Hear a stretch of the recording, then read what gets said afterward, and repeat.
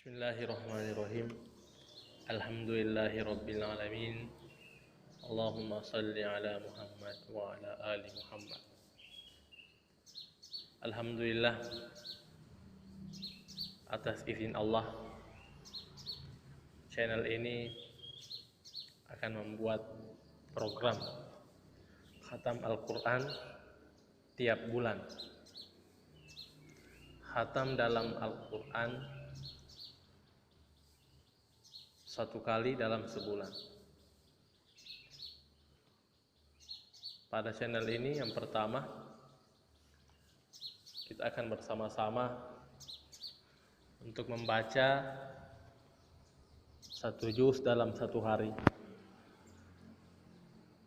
Adapun juz yang kita baca sesuai dengan tanggal yang berjalan pada hari tersebut. Yang kedua, yakni kita membaca dengan mengikuti tilawah yang ada di video ini, tilawah yang ada di channel ini, agar kita bisa membaca sesuai dengan tajwid dan makharijul huruf yang benar. Yang ketiga, dan ini yang paling penting, kita memohon kepada Allah Subhanahu wa Ta'ala agar Allah memberikan sifat istiqomah kepada kita semua dalam hal tilawah Al-Quran. Salah satu doa yang diajarkan oleh Nabi kita Muhammad SAW, yakni Allahumma ya muqallibal qulub sabbit qulubana ala dinik wa ta'ati. Ya Allah yang maha membolak-bolakkan hati, tetapkanlah hati kami pada agamamu dan pada ketaatan melakukan perintahmu. Demikian sepatah kata pembukaan untuk channel Khatam Al-Quran satu kali sebulan. Terima kasih. Assalamualaikum warahmatullahi wabarakatuh. Bismillahirrahmanirrahim. Baiklah, adapun yang perlu kita perhatikan sebelum membaca Al-Quran, yakni adab dalam membaca Al-Quran. Yang pertama, memiliki wudu atau suci. Meskipun ini bukan suatu kewajiban, akan tetapi membaca Al-Quran dengan memiliki wudu memiliki suatu keutamaan yang besar. Allah Subhanahu wa Ta'ala berfirman, ba'da a'udzu billahi minasyaitonir rajim, la yamassuhu illal mutahharun. Tidak akan disentuh Al-Quran itu kecuali oleh orang-orang yang suci. Yang kedua, yakni membaca dengan tartil, membaca dengan pelan, tidak tergesa-gesa, memperjelas penyebutan huruf atau makharijul huruf, memperbagus suara, mengikuti suatu lagu qiraat atau murattal. Itu semua bagian dari tartil. Allah juga Subhanahu wa Ta'ala berfirman, ba'da a'udzu billahi minasyaitonir rajim warattilil qur'ana tartila. Dan bacalah Al-Qur'an dengan tartil. Yang ketiga, membaca Al-Quran dengan khusyuk. Betul-betul kita menghadirkan hati kita pada saat membaca Al-Quran, tidak lain hanya kepada Allah Subhanahu wa Ta'ala. Maka dari ini penting untuk kita mengetahui tips bagaimana agar kita bisa khusyuk dalam membaca Al-Quran. Salah satunya yakni memahami atau paling tidak mengetahui apa yang dimaksudkan oleh ayat yang kita baca. Sebagai contoh, ketika kita mendengar atau membaca kata jannah yang artinya surga, seraya dalam hati ini memohon kepada Allah Subhanahu wa taala agar kiranya Allah memasukkan kita kepada surga yang dijanjikan oleh orang-orang yang bertakwa. Begitu juga tatkala mendengarkan kata an-nar, kita mohon kepada Allah Subhanahu wa taala agar Allah tidak memasukkan ke tempat yang terlaknat tersebut. Dan begitu pun juga kata-kata yang lain seperti kata al-munafikun atau kata al-kafirun atau kata al-musyrikun. Atau kita membaca ayat-ayat tersebut atau kata-kata tersebut, kita mohon kepada Allah Subhanahu wa taala agar kita tidak digolongkan kepada orang-orang yang dilaknat oleh Allah Subhanahu wa taala. Kemudian yang keempat, ini membaca dengan tajwid yang benar. Ini juga penting. Bagaimana yang kita ketahui, ya, wajib bagi kita untuk mempelajari tajwid, dan bagaimana membaca Al-Quran dengan benar, bagaimana hukum izhar, hukum idgham, ikhfa ataupun mad dalam Al-Quran. Dan yang kelima, kita mulai membaca Al-Quran dengan isti'azah, yakni memohon perlindungan kepada Allah Subhanahu wa taala. Bagaimana Allah Subhanahu wa taala berfirman dalam Al-Quran, "Fa idza qara'tal Qur'an fasta'idz billah." Apabila engkau hendak membaca Al-Quran, maka mulailah dengan membaca ta'awudz atau mulailah dengan mohon perlindungan kepada Allah Subhanahu wa taala. Inilah adab-adab yang perlu kita perhatikan. Insyaallah pada hari ini Selasa 11 Agustus kita akan membaca juz 11 sesuai pada tanggal hari ini, yakni tanggal 11 Agustus 2020. Mari kita membaca juz 11 secara bersama. Terlebih dahulu kita membaca Ummul Quran Al-Fatihah. A'udzu billahi minasy syaithanir rajim. Bismillahirrahmanirrahim. Alhamdulillahi rabbil alamin. Ar-Rahmanir Rahim. Maliki yaumiddin. Iyyaka na'budu wa iyyaka nasta'in. Ihdinas siratal mustaqim. Siratal ladzina an'amta 'alaihim ghairil maghdubi 'alaihim waladdallin.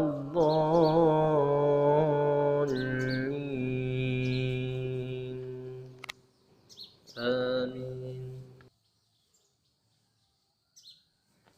يعتذرون إليكم إذا رجعتم إليهم قل لا تعتذروا لن نؤمن لكم قد نبأنا الله من أخباركم وسيرى الله عملكم ورسوله ثم تردون إلى عالم الغيب والشهادة فينبئكم بما كنتم تعملون. سيحلفون بالله لكم إذا انقلبتم إليهم لتعرضوا عنهم فأعرضوا عنهم إنهم رجس ومأواهم جهنم جزاء بما كانوا يكسبون. يحلفون لكم لترضوا عنهم فإن ترضوا عنهم فإن الله لا يرضى عن القوم الفاسقين. الأعراب أشد كفرا ونفاقا وأجدر ألا يعلموا حدود ما أنزل الله على رسوله والله عليم حكيم. ومن الأعراب من يتخذ ما ينفق مغرما ويتربص بكم الدوائر عليهم دائرة السوء والله سميع عليم. ومن الأعراب من يؤمن بالله واليوم الآخر ويتخذ ما ينفق قربات عند الله وصلوات الرسول ألا إنها قربة لهم سيدخلهم الله في رحمته إن الله غفور رحيم. والسابقون الأولون من المهاجرين والأنصار والذين اتبعوهم بإحسان رضي الله عنهم ورضوا عنه وأعد لهم جنات تجري تحتها الأنهار خالدين فيها أبدا ذلك الفوز العظيم. وممن حولكم من الأعراب منافقون ومن أهل المدينة مرضوا على النفاق لا تعلمهم نحن نعلمهم سنعذبهم مرتين ثم يردون إلى عذاب عظيم. وآخرون اعترفوا بذنوبهم خلقوا أملا صالحا وآخر سيئا عسى الله أن يتوب عليهم إن الله غفور رحيم. خذ من أموالهم صدقة تطهرهم وتزكيهم بها وصل عليهم إن صلاتك سكن لهم والله سميع عليم. ألم يعلموا أن الله هو يقبل التوبة عن عباده ويأخذ الصدقات وأن الله هو التواب الرحيم. وقل اعملوا فسيرى الله عملكم ورسوله والمؤمنون وستردون إلى عالم الغيب والشهادة فينبئكم بما كنتم تعملون. وآخرون مرجون لأمر الله إما يعذبهم وإما يتوب عليهم والله عليم حكيم. والذين اتخذوا مسجدا ضرارا وكفرا وتفريقا بين المؤمنين وإرصادا لمن حارب الله ورسوله من قبل وليحلفن إن أردنا إلا الحسنى والله يشهد إنهم لكاذبون.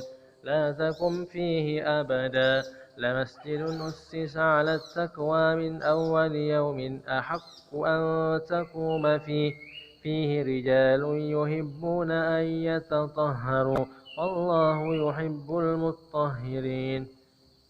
أفمن أسس بنيانه على تقوى من الله ورضوان خير أم من أسس بنيانه على شفا جرف هار فانهار به في نار جهنم والله لا يهدي القوم الظالمين. لا يزال بنيانهم الذي بنوا ريبة في قلوبهم إلا أن تقطع قلوبهم والله عليم حكيم. إن الله اشترى من المؤمنين أنفسهم وأموالهم بأن لهم الجنة يقاتلون في سبيل الله فيقتلون ويقتلون وعدا عليه حقا في التوراة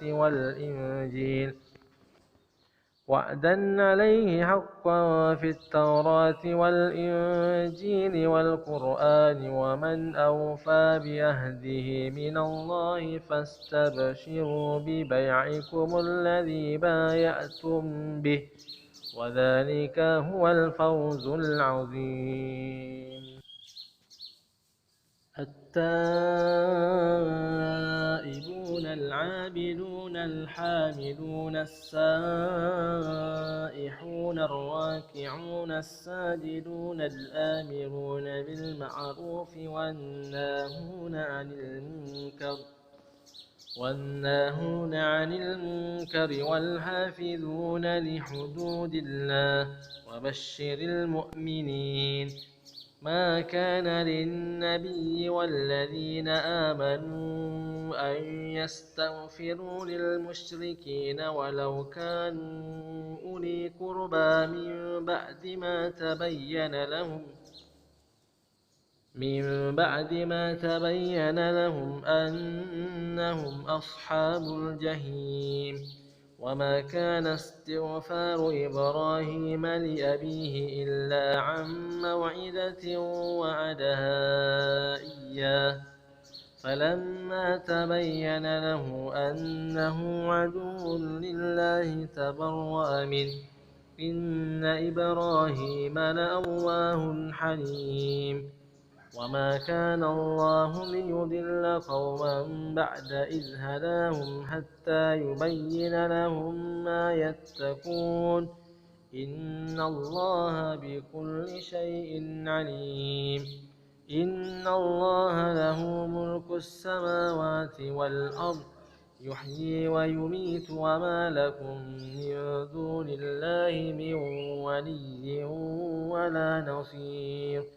لقد تاب الله على النبي والمهاجرين والأنصار الذين اتبعوه في ساعة العسرة من بعد ما كاد يزيغ قلوب فريق منهم ثم تاب عليهم إنه بهم رءوف رحيم. وعلى الثلاثة الذين خلفوا حتى إذا ضاقت عليهم الأرض بما رهبت وضاقت عليهم أنفسهم وظنوا أن لا ملجأ من الله إلا إليه ثم تاب عليهم ليتوبوا إن الله هو التواب الرحيم. يا أيها الذين آمنوا اتقوا الله وكونوا مع الصادقين. ما كان لأهل المدينة ومن حولهم من الأعراب أن يتخلفوا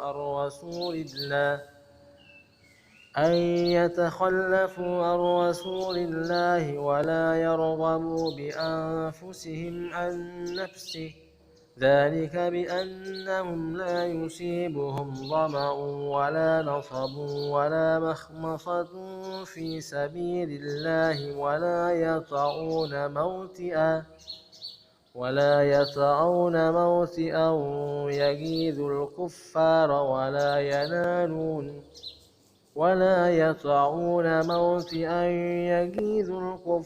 ولا ينالون من عدو نيلا إلا كتب لهم به عمل صالح إن الله لا يضيع أجر المحسنين.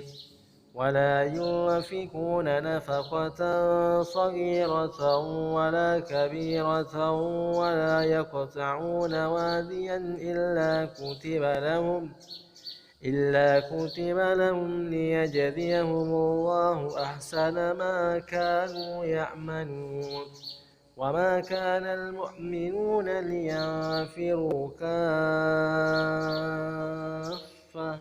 فلولا نفر من كل فرقة منهم طائفة ليتفقهوا في الدين ولينذروا قومهم إذا رجعوا إليهم لعلهم يحذرون. يا أيها الذين آمنوا قاتلوا الذين يلونكم من الكفار وليجدوا فيكم غلظة واعلموا أن الله مع المتقين. وإذا ما أنزلت سورة فمنهم من يقول أيكم زادته هذه إيمانا فأما الذين آمنوا فزادتهم إيمانا وهم يستبشرون وأما الذين في قلوبهم مرض فزادتهم رجسا إلى رجزهم وماتوا وهم كافرون أولا يرون أنهم يفتنون في كل عام مرة أو مرتين ثم لا يتوبون ولا هم يذكرون وإذا ما أنزلت سورة نظر بعضهم إلى بعض هل يراكم من أحد ثم انصرفوا صرف الله قلوبهم بأنهم قوم لا يفقهون لقد جاءكم رسول من أنفسكم عزيز عليه ما عنتم حريص عليكم بالمؤمنين رؤوف رحيم فإن تولوا فقل حسبي الله لا إله إلا هو عليه توكلت وهو رب العرش العظيم بسم الله الرحمن الرحيم ألف لام را تلك آيات الكتاب الحكيم أكان للناس عجبا أن أوحينا إلى رجل منهم أن أنذر الناس وبشر الذين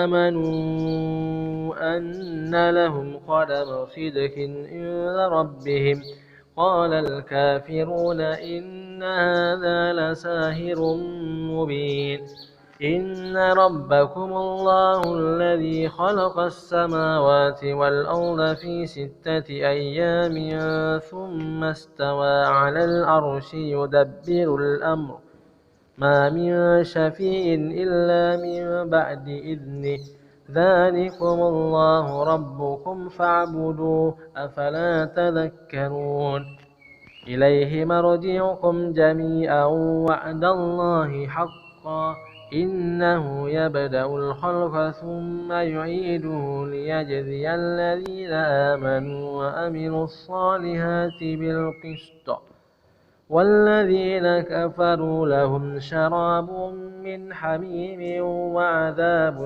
أليم بما كانوا يكفرون والذي جعل الشمس ضياء والقمر نورا وقدره منازل لتعلموا عدد السنين والحساب ما خلق الله ذلك إلا بالحق يفصل الآيات لقوم يعلمون إن في اختلاف الليل والنهار وما خلق الله في السماوات والأرض لآيات لقوم يتقون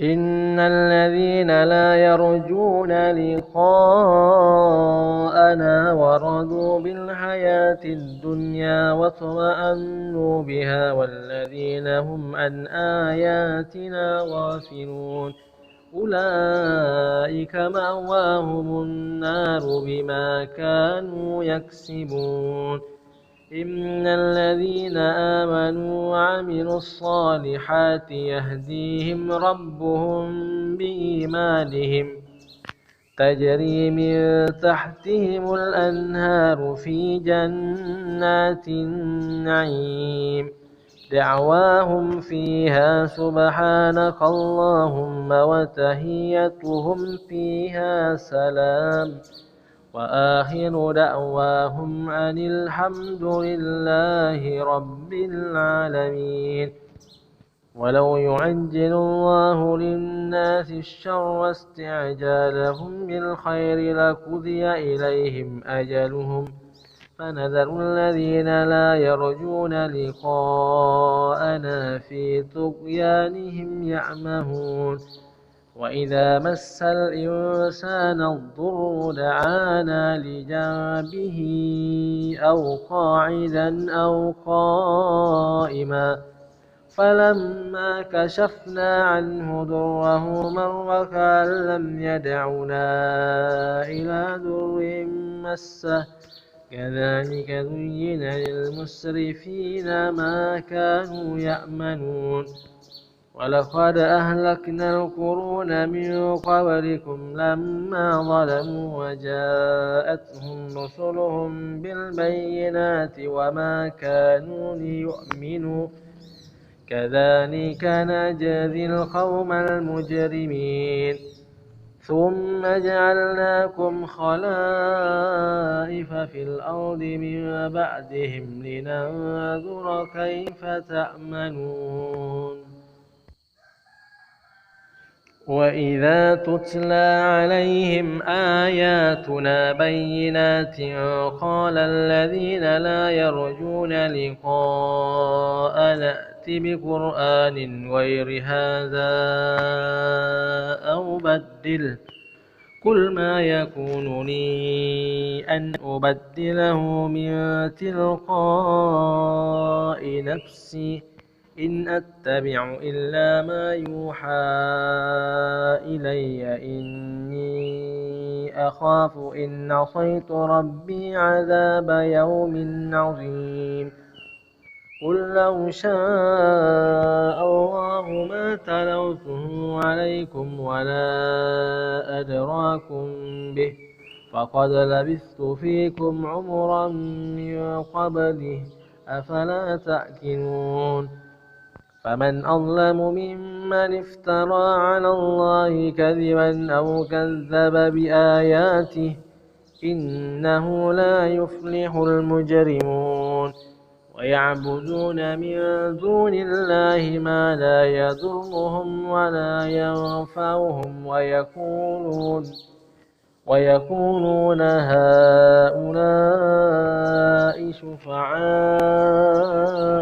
عند الله قل أتنبئون الله بما لا يعلم في السماوات ولا في الأرض سبحانه وتعالى عما يشركون وما كان الناس إلا أمة واحدة فاختلفوا ولولا كلمة سبقت من ربك لقضي بينهم فيما فيه يختلفون ويقولون لولا أنزل عليه آية من ربه فقل إنما الغيب لله فانتظروا إني معكم من المنتظرين وإذا أذقنا الناس رحمة من بعد ضراء مستهم إذا لهم مكر في آياتنا قل الله أسرع مكرا إن رسلنا يكتبون ما تمكرون هو الذي يسيركم في البر والبحر حتى إذا كنتم في الفلك وجرين بهم بريح طيبة وفرحوا بها جاءتها ريح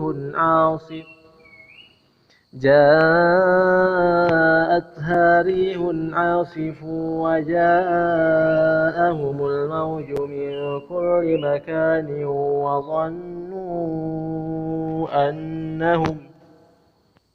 وظنوا أنهم أحيط بهم دعوا الله مخلصين له الدين لئن أنجيتنا من هذه لنكونن من الشاكرين فلما أنجاهم إذا هم يبغون في الأرض بغير الحق يا أيها الناس الناس إنما بغيكم على أنفسكم متاع الحياة الدنيا ثم إلينا مرجعكم فننبئكم بما كنتم تعملون إنما مثل الحياة الدنيا كماء إن أنزلناه من السماء فاختلط به نبات الأرض مما يأكل الناس والأنعام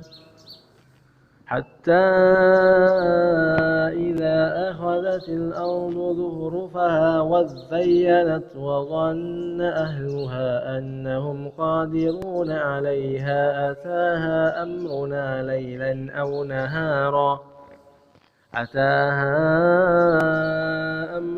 ليلا أو نهارا فجعلناها حصيدا كأن لم تكن بالأمس كذلك نفصل الآيات لقوم يتفكرون والله يدعو إلى دار السلام ويهدي من يشاء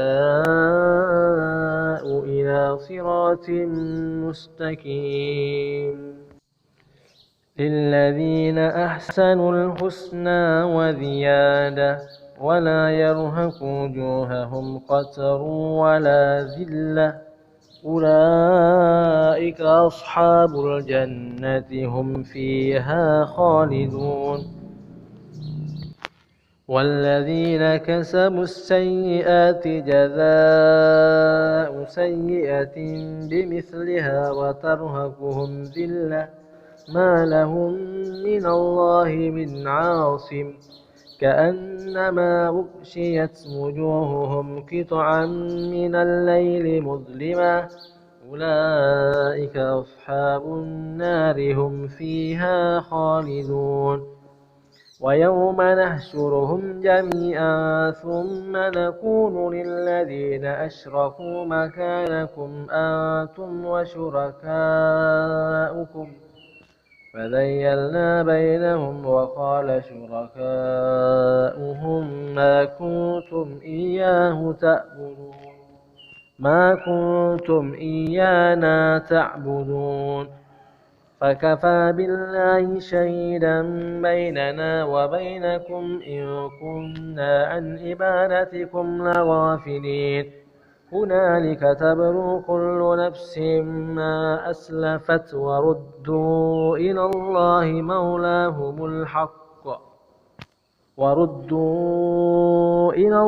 مولاهم الحق وضل عنهم ما كانوا يفترون قل من يرزقكم من السماء والأرض أم من يملك السمع والأبصار ومن يخرج الحي من الميت ويخرج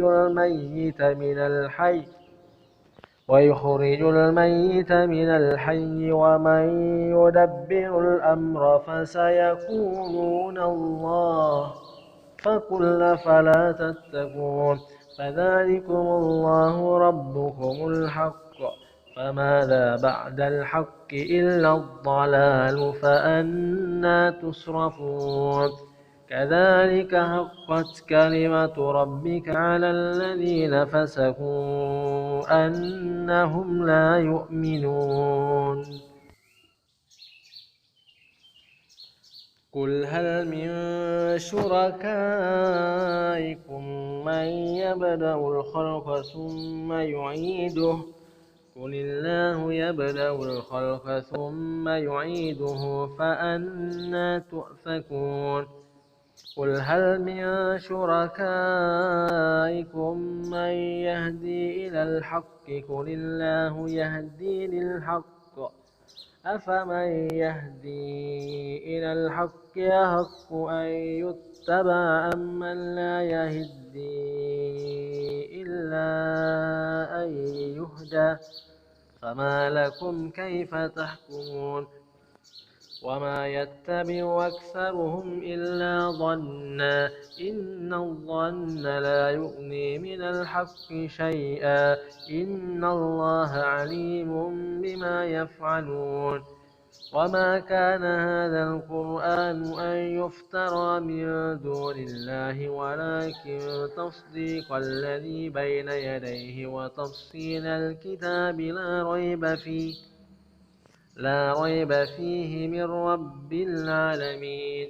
أم يقولون افتراه قل فأتوا بسورة مثله وادعوا من استطعتم من دون الله إن كنتم صادقين.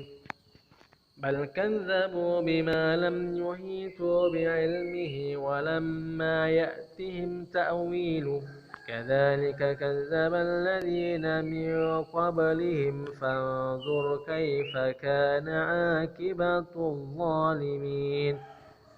ومنهم من يؤمن به ومنهم من لا يؤمن به وربك أعلم بالمفسدين.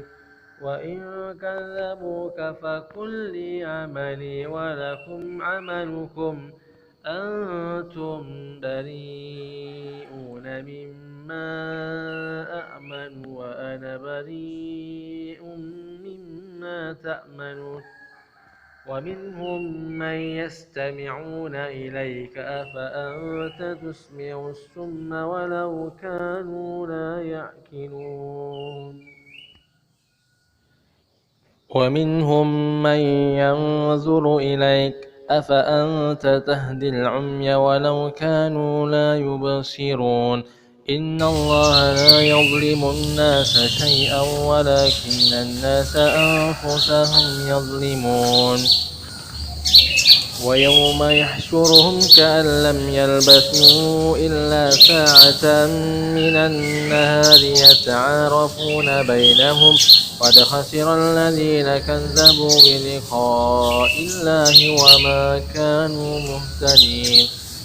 وإما نرينك بعض الذي نعدهم أو نتوفينك فإلينا مرجعهم ثم الله شهيد على ما يفعلون. ولكل أمة رسول فإذا جاء رسولهم قضي بينهم بالقسط وهم لا يظلمون. ويقولون متى هذا الوعد إن كنتم صادقين. قل لا أملك لنفسي ضرا ولا نفعا إلا ما شاء الله لكل أمة أجل إذا جاء أجلهم فلا يستأخرون ساعة ولا يستقدمون. قل أرأيتم إن أتاكم عذابه بياتا أو نهارا ماذا يستعجل منه المجرمون. أثم إذا ما وقع آمنتم به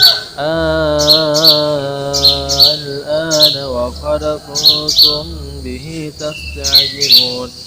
ثم قيل للذين ظلموا ذوقوا عذاب الخلد هل تجزون إلا بما كنتم تكسبون. ويستنبئونك أحق هو قل لي وربي إنه لحق وما أنتم بمعجزين. ولو أن لكل نفس ظلمت ما في الأرض لافتدت به وأسروا الندامة لما رأوا العذاب وقضي بينهم بالقسط وهم لا يظلمون.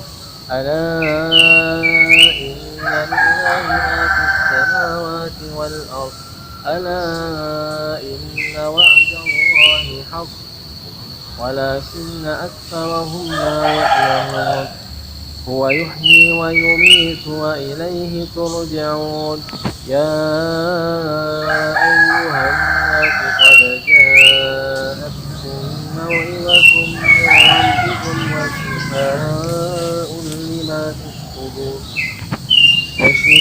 وشفاء لما في الصدور وهدى ورحمة للمؤمنين.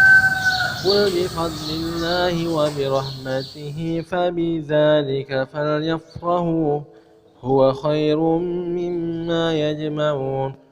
قل أرأيتم ما أنزل الله لكم من رزق فجعلتم منه حراما وهلالا قل الله أذن لكم أم على الله تفترون وما ظن الذين يفترون على الله الكذب يوم القيامة إن الله لذو فضل على الناس ولكن أكثرهم لا يشكرون وما تكون في شأن وما تتلو منه من قرآن ولا تعملون من أمل إلا كنا عليكم شهودا إذ تفيدون فيه وما يعذب عن ربك من مثقال ذرة في الأرض ولا في السماء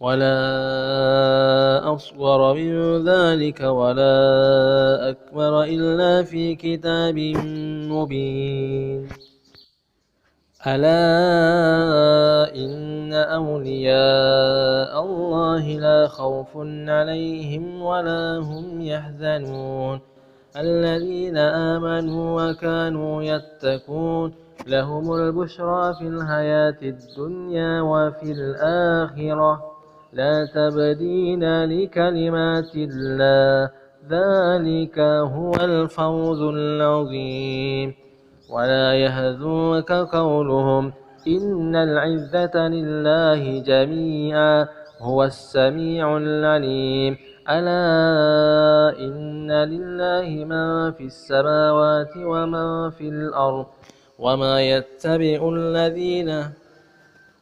يتبع الذين يدعون من دون الله شركاء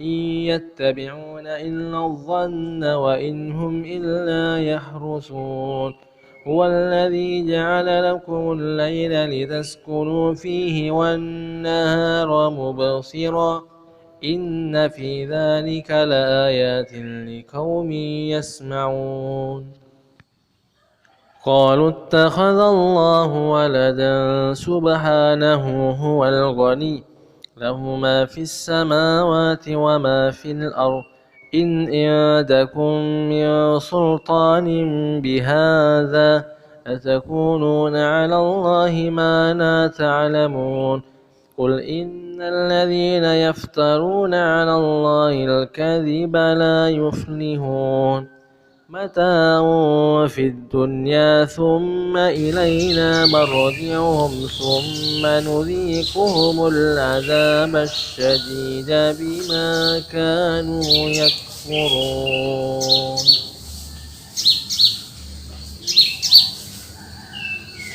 واتل عليهم نبأ نوح إذ قال لقومه يا قوم إن كان كبر عليكم مقامي وتذكيري بآيات الله فعلى الله توكلت فأجمعوا أمركم وشركاءكم ثم لا يكن أمركم عليكم غمة ثم قضوا إلي ولا تنذرون فإن توليتم فما سألتكم من أجر إن أجري إلا على الله وأمرت أن أكون من المسلمين فكذبوه فنجيناه ومن معه في الفلك وجعلناهم خلائف وأغرقنا الذين كذبوا بآياتنا فانظر كيف كان عاقبة المنذرين ثم بعثنا من بعده رسلا إلى قومهم فجاءوهم بالبينات فما كانوا ليؤمنوا بما كذبوا به من قبل كذلك نطبع على قلوب المعتدين ثم بعثنا من بعدهم موسى وهارون إلى فرعون وملئه بآياتنا فاستكبروا وكانوا قوما مجرمين فلما جاءهم الحق من عندنا قالوا إن هذا لسحر مبين قال موسى أتقولون للحق لما جاءكم أسحر هذا ولا يفلح الساحرون قالوا أجئتنا لتلفتنا عما وجدنا عليه آباءنا وتكون لكم الكبرياء في الأرض وما نحن لكما بمؤمنين وقال فرعون ائتوني بكل ساحر عليم فلما جاء السحرة قال لهم موسى ألقوا ما أنتم ملقون فلما ألقوا قال موسى ما جئتم به السحر إن الله سيبطله إن الله لا يصلح عمل المفسدين ويحق الله الحق بكلماته ولو كره المجرمون فما آمن لموسى إلا ذرية من قومه على خوف من فرعون وملئهم أن يفتنهم وإن فرعون لآل في الأرض وإنه لمن المسرفين وقال موسى يا قوم إن كنتم آمنتم بالله فعليه توكلوا إن كنتم مسلمين فقالوا على الله توكلنا ربنا لا تجعلنا فتنة للقوم الظالمين ونجنا برحمتك من القوم الكافرين وأوحينا إلى موسى وأخيه أن تبوأ لقومكما بمصر بيوتا واجعلوا بيوتكم قبلة وأقيموا الصلاة وبشر المؤمنين وقال موسى ربنا إنك آتيت فرعون وملأه زينة وأموالا في الحياة الدنيا ربنا ليضلوا عن سبيلك ربنا اطمس على أموالهم واشدد على قلوبهم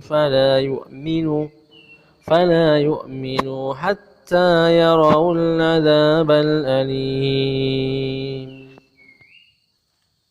قال قد أجيبت دعوتكما فاستقيما ولا تتبعان سبيل الذين لا يعلمون وجاوزنا ببني إسرائيل البحر فأتبعهم فرعون وجنوده بغيا وعدوا حتى إذا أدركه الغرق قال آمنت أنه لا إله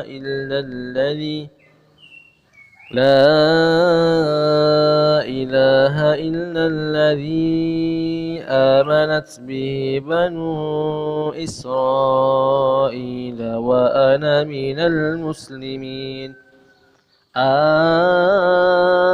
الآن وقد عصيت قبل وكنت من المفسدين فاليوم ننجيك ببدنك لتكون لمن خلفك آية وإن كثيرا من الناس عن آياتنا لغافلون ولقد بوأنا بني إسرائيل مبوأ صدق ورزقناهم من الطيبات فما اختلفوا حتى جاءهم العلم إن ربك يقضي بينهم يوم القيامة فيما كانوا فيه يختلفون فإن كنت في شك مما أنزلنا إليك فاسأل الذين يقرؤون الكتاب من قبلك لقد جاءك الحق من ربك فلا تكونن من الممترين ولا تكونن من الذين كذبوا بآيات الله فتكون من الخاسرين إن الذين حقت عليهم كلمة ربك لا يؤمنون ولو جاءتهم كل آية حتى يروا العذاب الأليم فلولا كانت قرية آمنت فنفعها إيمانها إلا قوم يونس لما آمنوا كشفنا عنهم عذاب الخزي في الحياة الدنيا ومتعناهم إلى حين ولو شاء ربك لآمن من في الأرض كلهم جميعا أفأنت تكره الناس حتى يكونوا مؤمنين وما كان لنفس أن تؤمن إلا بإذن الله ويجعل الرجس على الذين لا يعقلون قل انظروا ماذا في السماوات والأرض وما تغني الآيات والنذر عن قوم لا يؤمنون فهل ينتظرون إلا مثل أيام الذين خلوا من قبلهم قل فانتظروا إني معكم من المنتظرين ثم ننجي رسلنا والذين آمنوا كذلك حقا علينا ننجي المؤمنين قل يا أيها الناس إن كنتم في شك من ديني فلا أعبد الذين تعبدون من دون الله ولكن أعبد الله الذي يتوفاكم وأمرت أن أكون من المؤمنين وأن أقم وجهك للدين حنيفا ولا تكونن من المشركين ولا تدع من دون الله ما لا ينفعك ولا يضرك فإن فعلت فإنك إذا من الظالمين وإن يمسسك الله بضر فلا كاشف له إلا هو وإن يردك بخير فلا راد لفضله يصيب به من يشاء من عباده وهو الغفور الرحيم قل يا أيها الناس قد جاءكم الحق من ربكم فمن اهتدى فإنما يهتدي لنفسه ومن ضل فإنما يضل عليها وما أنا عليكم بوكيل واتبع ما يوحى إليك واصبر حتى يحكم الله وهو خير الحاكمين بسم الله الرحمن الرحيم ألف لام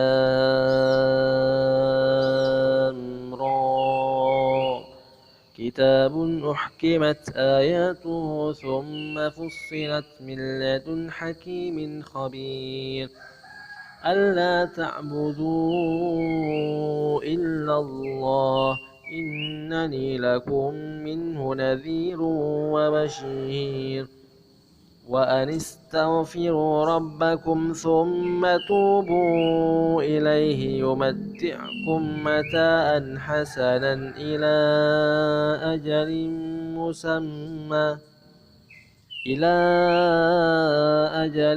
مسمى ويؤتي كل ذي فضل فضله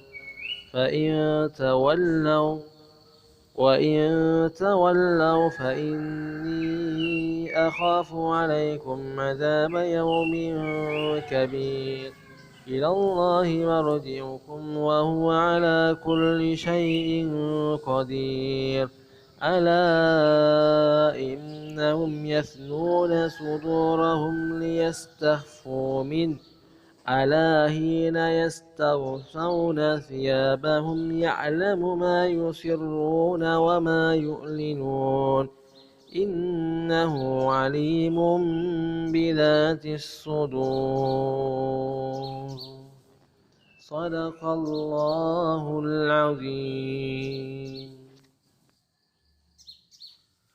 Doa setelah membaca Al-Quran.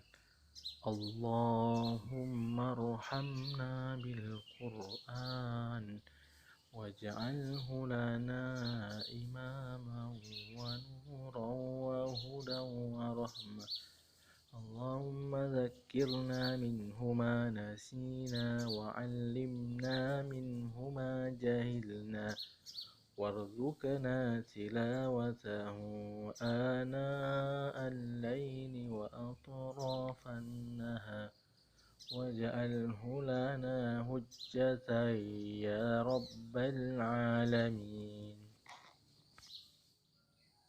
Alhamdulillah, kita telah membaca juz 11 secara bersama. Insyaallah besok hari Selasa tanggal 12 Agustus 2020 kita akan melanjutkan membaca juz 12 secara bersama. Untuk itu, sekiranya video ini bermanfaat, bisa di like, comment, share, and subscribe. Insyaallah semoga bisa menjadi amal jariah. Jazakallahu khairan. Wassalamualaikum warahmatullahi wabarakatuh.